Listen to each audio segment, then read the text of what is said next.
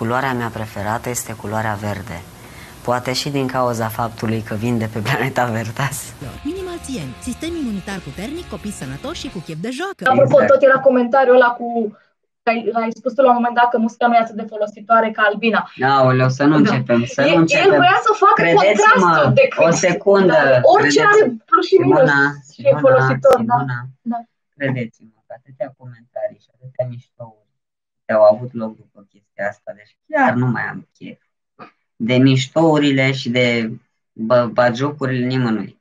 Dacă vreți, fraților, să înțelegeți, eu le zic acum alora care sunt mai înguști aici la neuroni, dacă vreți să înțelegeți, înțelegeți, dacă nu, Dumnezeu cu mila, Dumnezeu vă ajute, eu nu bat câmpii, eu știu ce spun, deci nu sunt nici măcar cuvintele mele acolo. Și, mă scuzați,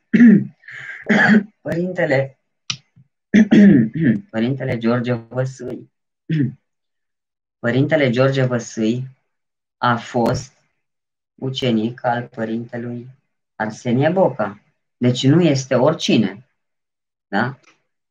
Ori eu nu spun, repet, nu bat câmpii așa numai că m-am trezit eu să zic că vai de mine, musculița nu e...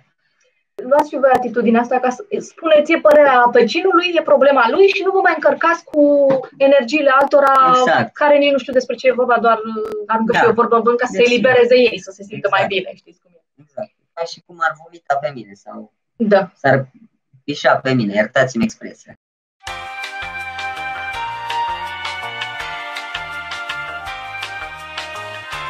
O emisiune despre 5G și radiațiile electromagnetice. Și foarte interesant, nu, dar a apărut o chestie... Păsările dau cu ciocul în acele antene. Da? Nu am văzut. De tot căcatul. Încearcă să le dea jos? Sunt niște tehnologii de tot căcatul, iertați-mi expresia. De tot rahatul.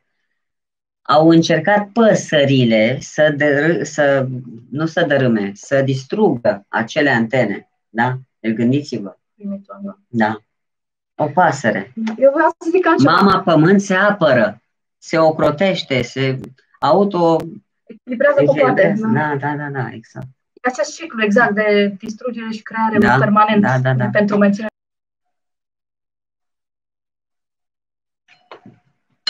Wow! Sunt Harry Potter, du-te dracu și piatra filozofa! Sunt Harry Potter, băi! Wingardium Leviosa!